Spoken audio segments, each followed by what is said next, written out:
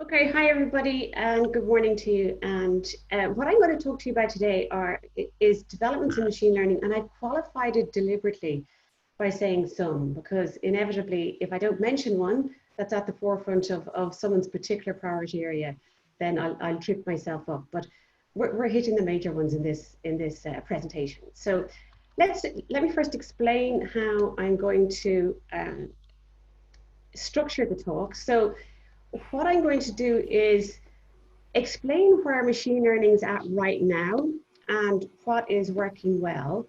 And then I'm going to just explain what some of the snags are, because that's a pretty good place to start to find the trends and the developments. So that's the main structure of the presentation. So let's first of all look, and this puts some context on it. What we really need to look at to see where it's at now and understand where it's going, we have to take a quick step back.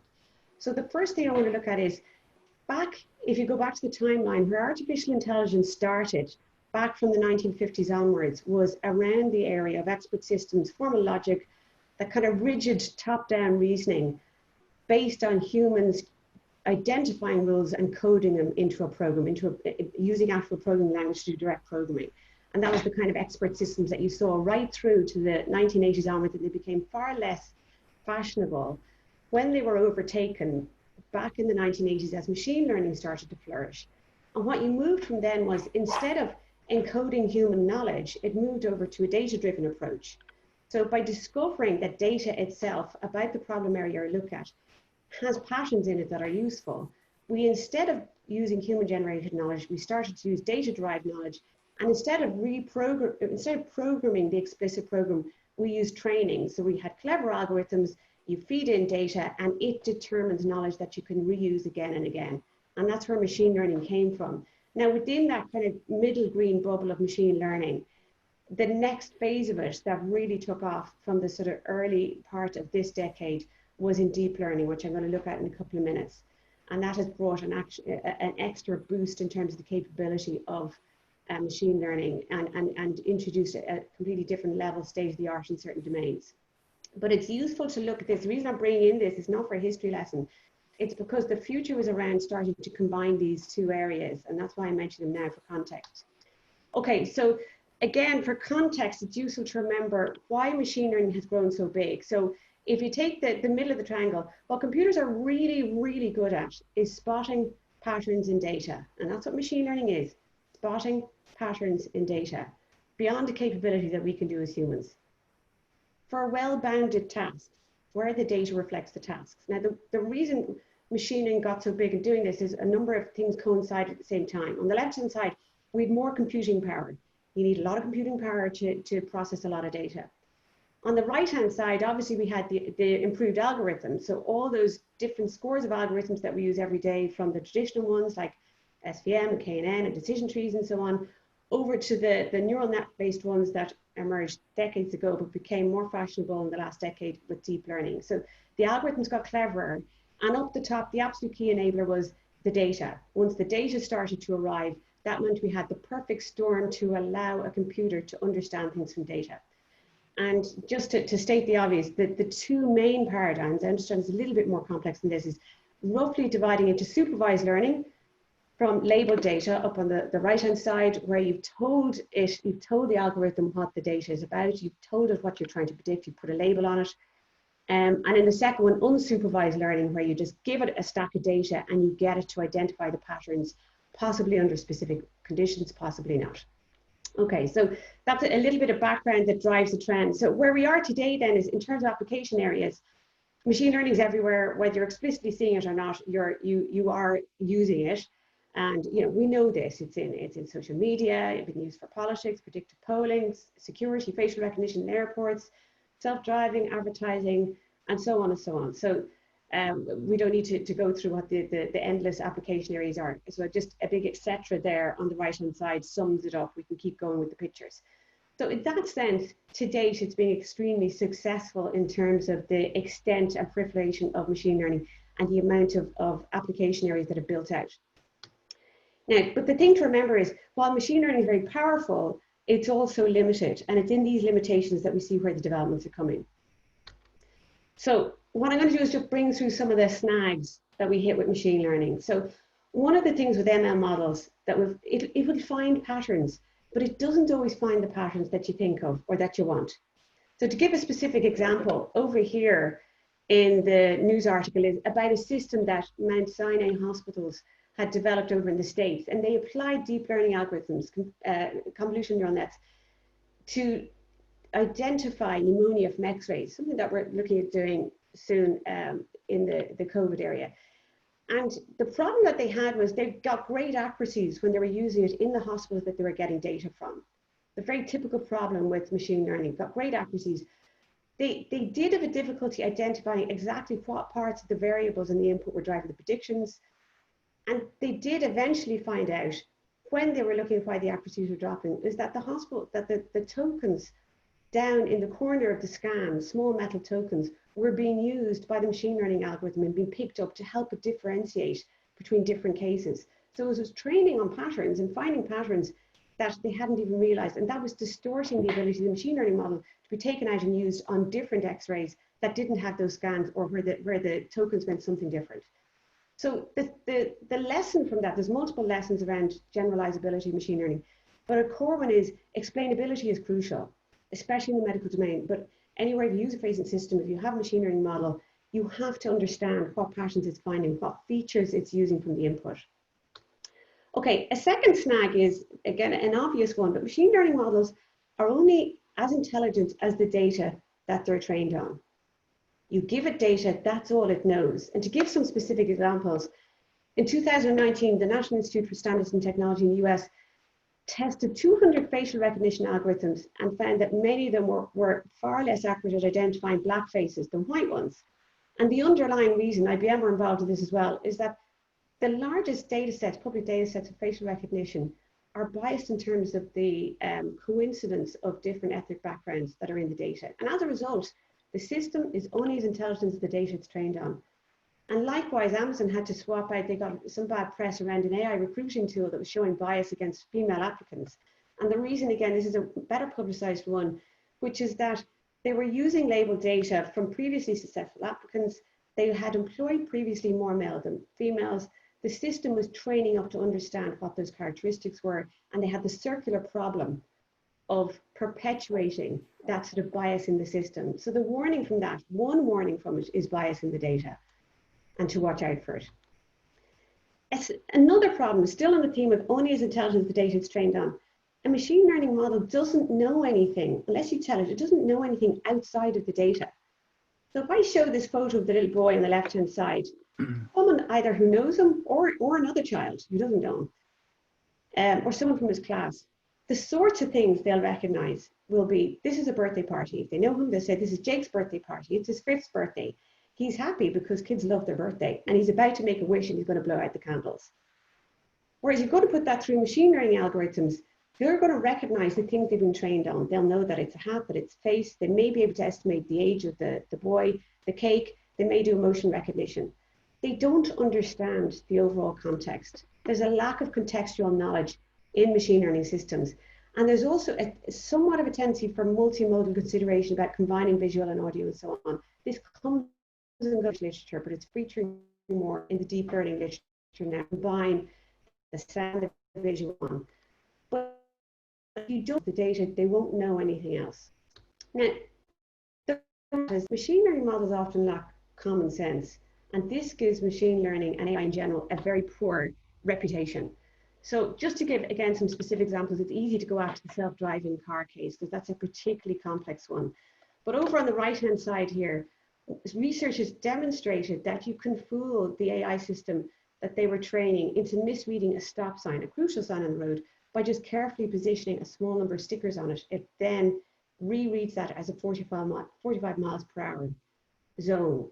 Now, that doesn't make sense to go and have that at a junction, but that wasn't within the data, so therefore it was easy to make a mistake. Likewise, a self-driving model mistakes a motorbike for a bobsleigh with a parachute, but I mean, that makes no sense. You wouldn't have a bobsleigh on the road with a parachute. So again, it's back to the common sense thing. And likewise, some of you will have seen this facial recognition systems, you can deceive it. You can, research has shown that you could put a sort of printed pattern on glasses or hats and it'll think it's face. Or else for specific ones, you could change the recognition of a specific face by just putting dots on particular areas. So there was a security issue. The lack of common sense can also lead to actual real dangers aside from the more obvious ones. So the problem with this is, while we as humans learn from examples, we all have a whole framework of top-down reasoning that we use all the time, which prevents us, in theory, from making common sense mistakes. Machine learning models don't have that. They are only learning bottom up from the data that they're trained on. Okay, so just to give some examples, patterns can be deceptive. So if you're picking out the chihuahua from your morning muffin, then you need to be careful if you're going to rely on a machine. So this is reasonably easy. And in fact, I think you know, a small child can pick these out as to which is which. But you can see the problem. If you've got a machine that's very good at learning patterns in the data, there's a lot of similar patterns here. And likewise, this one is a bit freakier, which is, I'm pretty sure I'd eat the third one across on the top from the left. And I think it is a pastry. But, you know, the sloth versus the pastry conundrum, is, again, very similar. So these are slightly trite examples about machine learning algorithm will spot the patterns, but if it then says it's got a cup of coffee with the sloth beside it, you'll know why, because unless it's been given, you know, more context, it can start to make mistakes. So again, trite examples, but it's to illustrate the point. Okay, another underlying snag is you may have machine learning models relying on private data that are using private data. And to pick a sort of high profile example of this, in the Netherlands, recently, just before lockdown, the court legislated that their AI-powered system for detecting tax fraud, called Siri in this case, but different from Apple Siri, was unlawful. So it's working off big data from various government departments and detecting fraudulent patterns when it puts them together. And they decided that it's protecting the right to private and family life. It's violating Article 8 of the European Convention on Human Rights. So it brings you into the whole area of ethical and privacy considerations about which data you're going to use and whether you're hitting any privacy issues. Okay, now the other obvious one again is training data. If you're using labeled data, training data doesn't cover all cases and it's expensive. Okay, and let's pick an example then that is from Amazon, from their Go stores. So in Amazon, they've developed stores where you can go into the store, you walk in, you pick up your product and you leave. No interaction, no cashiers, no swiping cards, nothing. And the way it works is sensors and cameras capture data for what's happening, and the machine learning models determine what the customer has done. Now, to train for that is quite difficult because Amazon spent the first 3 years developing proof of concepts and another 3 years before they put it into production, because they were able to use training videos based on their own staff going into stores and simulating the scenarios and the purchases. But the edge cases then, you know, we've got people in the way, overlapping people, family groups who may have one person paying, different groups, friends, picking things up, putting them down, and so on and so on. They were difficult to train for. And we'll explain how they got around those in a couple of minutes, but the incompleteness of the data, the warnings down the bottom, the incompleteness of your data, if you're going to use it for a critical system, should be known. What are the valid scenarios that you're missing? The way you'll find out is when your machine learning model doesn't work and it does silly things or it does wrong things. What's incomplete? The second one is companies planning to exploit deep learning are going to need large amounts of data. So when it comes to training data, if you're planning to use deep learning, then you're going to need large amounts of training data. And whether you're using traditional or machine or deep learning, the more data you have, the better coverage you're getting and the better your machine learning model is going to be. And then the third one that I sneaked in, which is if you are going to be capturing training data, if you're a company and you're on the call or you're a CeADAR member, you have to work at process level to plan carefully how you're going to label the data within your business processes and then to deploy your system. So training data is absolutely at the crux of both the training stage and the practicalities of putting machine learning models in place. Okay, now we're nearly at the end of the snags, but just the last one.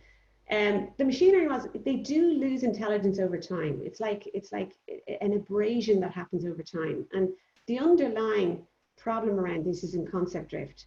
Now, it's often incremental, bit by bit with concept drift. So the very obvious examples in the original, you know, sort of caseloads around concept drift were in email spam. You know, spam from 10 years ago would look hilarious now in your email system. It's so obvious.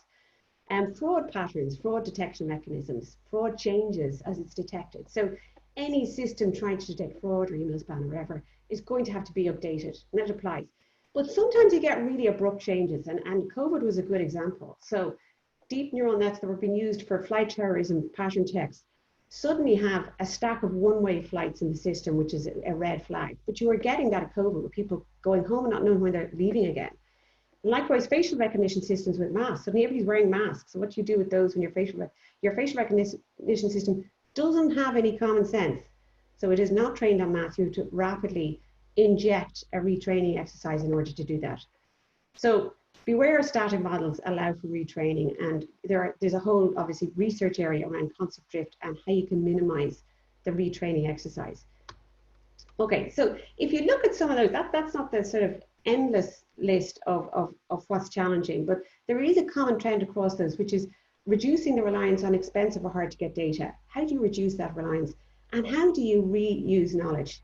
How do you reuse knowledge? This is an absolutely at the crux of machine learning, not reinventing the wheel again and again.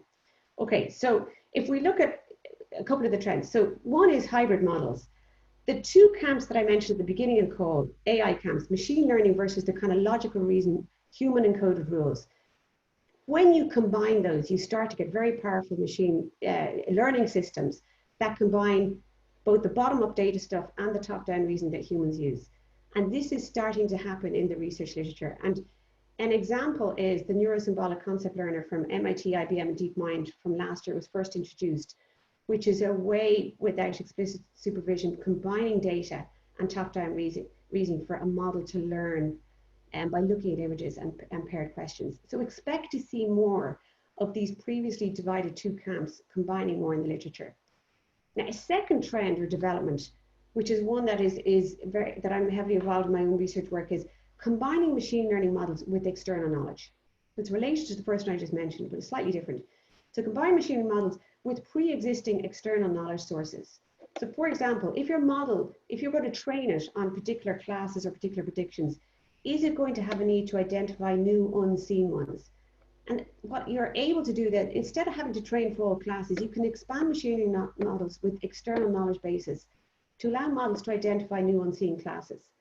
It's very similar to the case that if you as a human were shown a new animal, a brand new animal that had never existed before, you would know it was an animal because you've seen enough examples of other types of animals before. It's the same concept. You have in your head a semantic picture of an animal that has, typically 4 legs and that it's hair and so on and so on. And this is the similar concept. You get an external knowledge base and you project your machine learning model classes over to that and you expand out your knowledge. So, and we have several research projects at the moment going on in this area. So with no training data, with just one example or with few examples, you're able to start to expand out your machine learning model. Okay.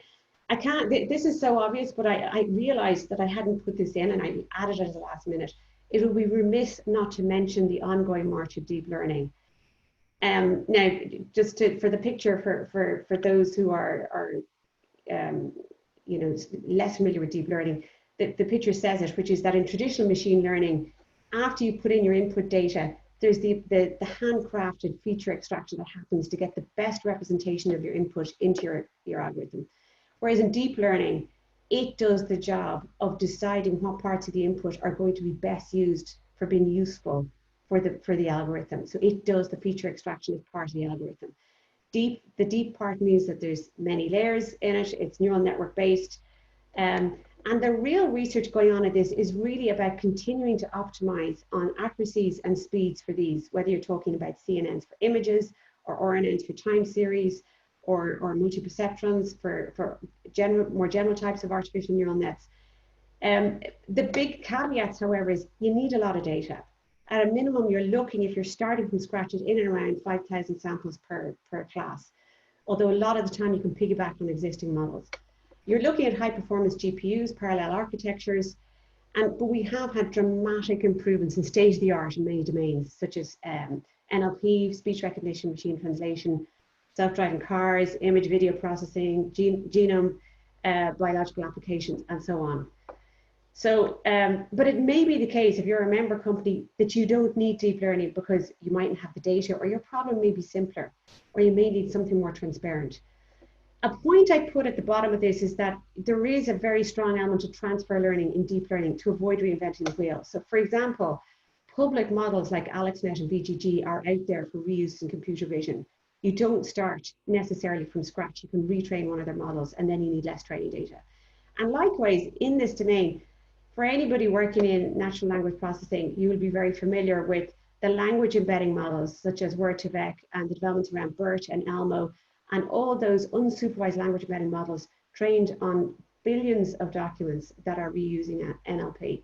So they're existing and waiting there and public for you to incorporate into your speech applications so that you're not starting from scratch. Okay, another pattern relating to data, another trend is reliance on synthetic data. We saw the privacy problem, we know the cost of data. So artificial generated data mimics real data in terms of essential parameters, the distributions, cross correlations, etc. You could create it algorithmically. There's a couple of ways of doing this. In the past, we had the more handcrafted manual generation. One way that it's happening, interestingly, is through simulation software. Because simulation software can provide flexible, free private labels for hard to acquire edge cases. I mentioned Amazon earlier, the Go stores.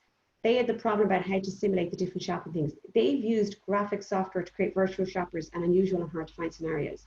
Likewise, self-driving cars are using this heavily.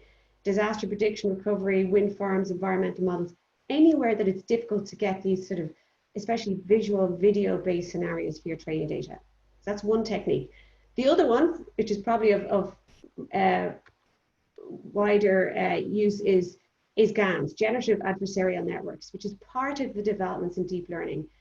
They're only around since 2014, really only mainstream in the literature since 16, 17.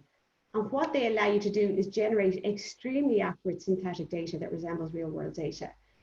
Particularly, it started out in the image domain and video domain. So that's an artificially generated picture of a girl. The concept is you've got two networks, one that's generating the artificial candidates and a discriminative network that's doing the other way around, and they're playing off each other with optimization functions. And you can use them for a variety of data types and data conversions. And the research is around getting better and better accuracies for wider data types. Very active area of research. We've used in a project to generate artificial audio for music audio and voice audio. Okay. Nearly at the end here, but another development here is the mass generation and reuse of knowledge. So the top picture I have here is human data labeling factories are the answer to China's growing AI ambitions. This is companies that are dedicated to labeling data, in other words, creating knowledge, hopefully reusable knowledge. So people are sitting there, data examples, putting what the label is. They can even be trained up to very specific domain ones, such as medical diagnostic ones, if they're trained on it. So this is a whole new industry. Mechanical Turk, for example, has been the ones that you'll have used out for the sort of public-facing ones. But you've now got private companies that are just generating knowledge by labeling data. And very interestingly, this snippet here with Model Play, they are putting up third-party models, and that you can put your model up, make money by people using your models. So there's going to be a whole industry built up around this. So just to look at the text, knowledge generation factories, third-party data prep market, $1.5 billion in 2019.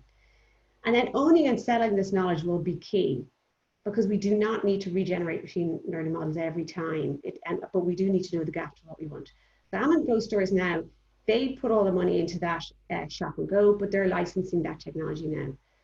And then why reinvent the wheel? So Model Play are hosting trained ML models for free or paid use. And the research examples exist already. ResNet and VGG for image processing, they're the free reuse of knowledge examples that we have.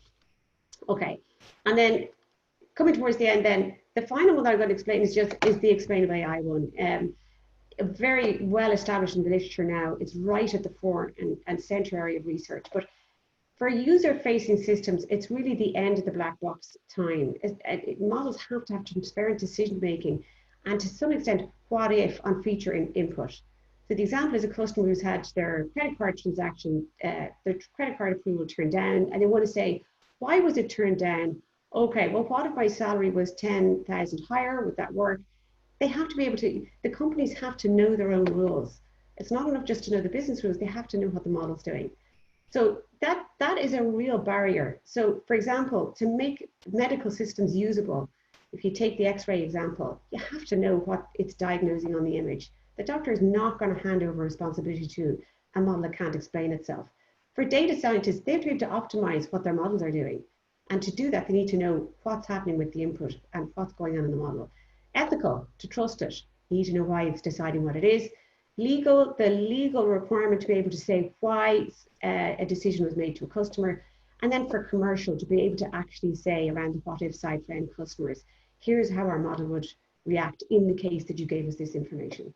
So explainable AI is now at the front and center of machine learning in terms of visualizations, how it's evaluated, widening it out beyond the image area that it started with, because that's really where explainable AI started, with models that process input. But it's particularly key for deep learning models. Deep learning models are wonderfully powerful if you have enough data. They are very opaque. If they consist of many layers, how do you explain the decision points of that when you've got a bunch of weights and biases to work with, compared to something more transparent than, you know, a decision tree model, which will tell you where the split points were in the data. And by the way, with 2 new demonstrators in CeADAR on the way for this month, the explainable AI model, which is explaining a deep learning model for structured data, and it's using LRP, LAM, SHAP, and there's also explainable AI for text. I put a little note there saying, if you want to have a good read about what's going on with explainable AI, there are 2 very good state-of-the-art documents associated with these 2 projects. Okay, so for conclusion, that was a non-exhaustive list of developments in a rapidly changing environment. I couldn't say we cover everything, but it's to give you a feel for where we are in the machine learning state of play and in the research domain. Thank you very much. And if anybody has anything they'd like to discuss or questions, I'll hand back to Edward first.